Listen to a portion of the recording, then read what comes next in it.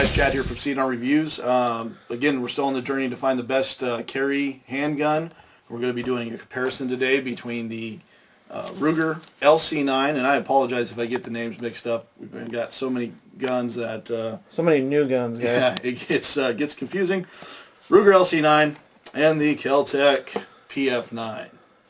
And this is what they come with. Each of them comes with just one magazine. The Keltec actually comes with a box. The Ruger does not. I mean, the Ruger comes with a little cardboard box that's about useless, and this case that's about useless. I'm assuming they both think that you're just, especially the Ruger, that you're just going to carry this in your pocket. You're not really going to use this. And yeah, so there you go. They're not putting a lot of effort into that. They each only come with one magazine. That is a problem with some of the manufacturers, especially when you consider price points for these guns. Price points of both these guns, the Ruger runs around $335 to around $400. I've seen it go as high as $400. In our area, it's around $350. That's the basic price, but we do have a couple people that are a little bit lower. The Keltec, I have seen go from anywhere between $220 and $300. And it all depends, again, on who you're buying it from. And I'd say the average is around $250. When you're spending that type of money on these guns, the manufacturer can throw in an extra magazine. I don't see the issue with them throwing an extra mag. They're both 7-round mags, especially when you're paying almost $350 for the Ruger. So let's go ahead and let's do a really quick comparison between these two as far as weight and features goes.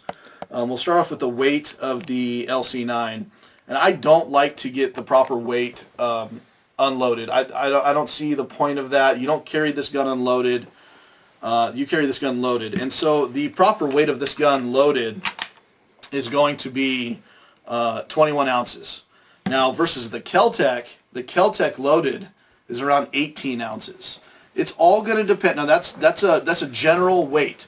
And the reason why that's general is because it depends on what you're going to be carrying in this gun. Are you going to throw 147 grain in there? You're going to be carrying 115 or 124 grain. There's all kinds of different rounds that you can, different bullet weights that are going to affect the weight of the weapon. Now, this is a 3-ounce difference, though, between these two that I think is important. You want to be able to throw this in your pocket and conceal it and forget about it, and that is the goal. Let's go and talk about features of both these guns. We'll start off with the LC9. LC9 has some safety features that the Keltec does not have. And as a beginner shooter, you may feel more comfortable with the LC9. As a more experienced, you may feel more comfortable with the PF9. Let's go ahead and go over some of those features. This does have an exterior safety. The weapon actually will rack the weapon, and we'll show you. Red means safe. White means, white means safe. Red means fire. And it's really a positive safety. You can hear it click. You can feel it click. And to drop, it's not that difficult. You want to train with this weapon, though, of pulling the weapon and turning off the safety, pulling the weapon and turning off the safety, so that way it's natural. You're going to naturally do that. This does have an issue, though, with Ruger, and as far as this weapon has a magazine disconnect, which means that you can pull this trigger and you can fire this weapon if there's a magazine in there. If you drop that magazine, the trigger is deactivated. I can pull and push on this trigger, and it is fully deactivated. So in a tussle, if you're wrestling somebody to the ground and you happen to knock your magazine out of your weapon, if you're a police officer or some type of an operator, security or something like that, armed security, you knock this out, guess what? The gun is only going to be as useful as a pistol whip, and that's it. So you kind of lose some functionality with that feature, and I really don't like that feature, and I don't know of anybody who does like that feature, to be honest with you. Another features that this gun has, this has loaded chamber indicators, and it's got 2 of them. We're going to go ahead and show you. I'm going to load up a round real quick. And we'll throw the safety on just to show you guys the safety works. There's the loaded chamber indicator. Yay! This says loaded one up, and it is ridiculously tall. But not only that, flip it to this side, you can actually see around the barrel where the barrel meets the slide, there's a bullet indicator there too. So you have 2 of them, and that to me is being redundant. Ruger could have definitely left that out. But to each their own. I know you can disable this too, and there are videos on YouTube showing that if you are interested in that. So let's go ahead and we'll make that guy safe. We'll show you the sights. These are combat sights, 3-dot combat sights. The rear is adjustable with an Allen wrench. As far as accuracy goes, these guys should be really similar in accuracy between the Kel-Tec PF9 and the Ruger LC9. It's got a really long trigger pull, and we'll show you where it breaks. You want to practice with this trigger because it is a double action style trigger of that long pull. You have a little bit of a just take up on the trigger, and then you have this long push, and then a nice crisp clean break. And then the weapon has to then recharge itself, and you can shoot again. That is something that you can practice. You can get super accurate with these guns. Some people don't like that double action feel. They like the single action, and it is just make sure you practice with it. Take your time with it. We may do actually a video in the future showing how accurate you can get rounds down range and how fast, at what speed. Can you rapid fire this gun and get a couple chest shots or not or whatever, and we'll do that in the future. That's basic features of the Ruger LC9. Let's go ahead and now talk about the Keltec PF9. And the Keltec PF9 was out first. This guy came out in 2006, and Ruger basically copied this gun. I think personally Ruger made this gun better, and we'll go over why. My initial, when you look at this weapon, you'll see that it has machining marks. There's weird things. This gun was bought in 2012. And so this is one of the newer ones. It is it's just not as clean as the Ruger. Ergonomics, it's got some ergonomic issues, especially when it comes to the polymer. I don't know if you guys can see the ergonomic issues here, but right here it pinches you when you shoot this weapon, and it is uncomfortable to shoot. Now remember, the loaded weight of this gun is 18 ounces fully loaded, or it's going to be around 18 ounces. And so you really want to make sure that you are practicing with this gun, but if you can only get 50 rounds down range at a time, then just do 50 rounds down range. It is not very comfortable to shoot, I will tell you that now. As far as sights, it's got 3-dot combat sights. I was really super impressed. I actually reordered this rear sight because Ryan and I are probably going to be sending this in for warranty to Keltec because this gun has failed us. And we'll talk about quality here in a second, but it cost $1 for this sight, fully shipped. I was super impressed, and it came with the screw and everything. Very simple to use. It's fully windage adjustable. Accuracy on this gun is absolutely superb. I would compare the accuracy to the LC9. You're going to have again, you're going to need to shoot this gun. This has got that long pull. I cannot demonstrate the pull for you guys, unfortunately, because this slide is broken. It will not function on this weapon. So let's talk about quality between the two. Quality of the polymer on this guy is lower quality than what the Ruger is. The quality of the metal feels like it is less than what the Ruger is. The machining area, like I said, is less. When you pull out the barrel and you look at the barrel, unfortunately I can't take it apart to show you, but the barrel is less quality than what the Ruger is. But then again, you are paying $100 less for this gun, so it's a little bit rougher. And I can get past that if the gun functioned flawlessly, but it did not. I have heard from a lot of guys that theirs has, and I'm going to have to say, unfortunately, guys, I would like to believe you, but until you put up a video showing your first couple hundred rounds with no issues, I can't believe you. We just have experienced too many issues with this weapon. Yeah, we actually had a catastrophic failure with this gun, Yeah, guys. with this gun. The frame actually came, or the slide actually came off the frame and would not go back into battery.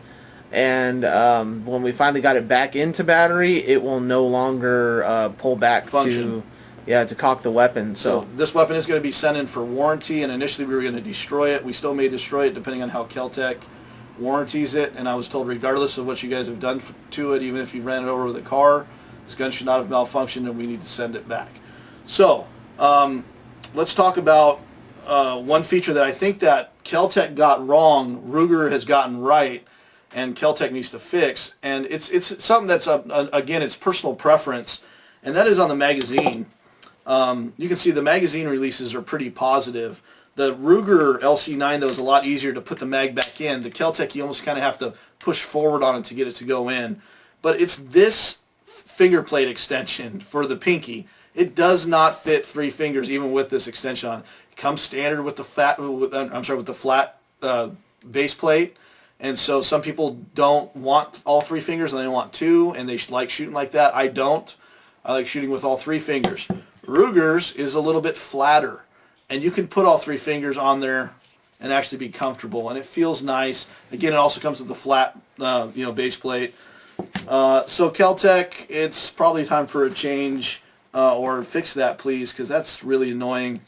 How about go back to the freaking drawing board? Yeah, I mean, and this gun is extremely light. It is super light. I know Keltec says it's the lightest 9mm carry gun that you could get. It's subcompact, and it is super light. But again, remember, guys, that there's going to be a downside to this weapon because of it being so light. It's going to kick more. This is not going to be a gun that you want your wife to shoot for the very first time if you're taking her to the range.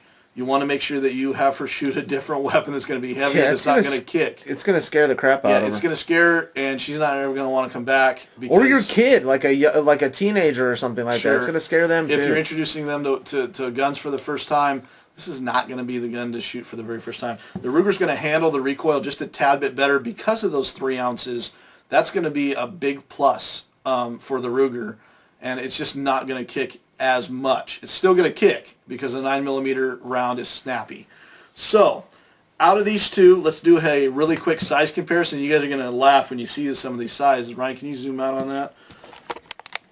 And we're going to show you the Ruger. To me, almost seems like it's just a tad bit thicker on that slide, and you can feel that actually. You can feel the heavy slide.